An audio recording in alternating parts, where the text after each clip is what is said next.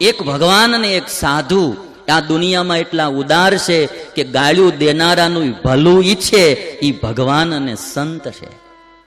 કોઈ ગાળ દે ને તોય ભગવાનને પ્રાર્થના કરે ભગવાન એનું સારું કરજો. એ કોઈ દી કોઈ એવું ન ઈચ્છા કરે કે એનું બુરું થાજો.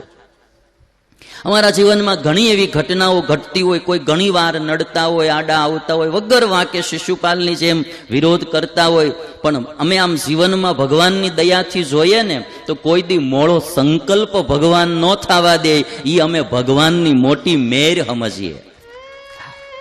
આપણે એમ ન થાય કે એનું ભગવાન આમ કરે, ભગવાન એનું ભલું કરે.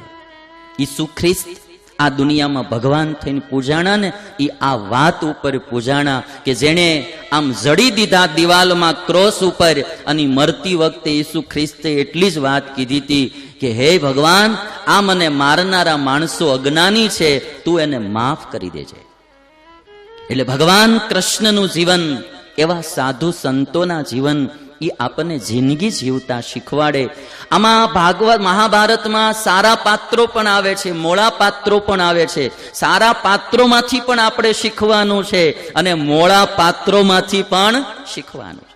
સારા પાત્રોમાંથી એ શીખવાનું કે એણે કર્યું એમ આપણે પણ જીવન સારું બનાવવું છે, અને મોળા પાત્રમાંથી એ શીખવાનું કે એણે મોળું કર્યું એવું મારે કોઈ દી કરવું. કૃષ્ણના જીવનમાંથી શીખીએ, યુધિષ્ઠિરના જીવનમાંથી શીખીએ કે એણે સત્કર્મ કર્યું, યજ્ઞ કર્યો તો મારે કરવો. અને શિશુપાલના જીવનમાંથી શીખીએ કે એને કોકની પૂજામાં બળતર્યા કરી એવી મારે કરવી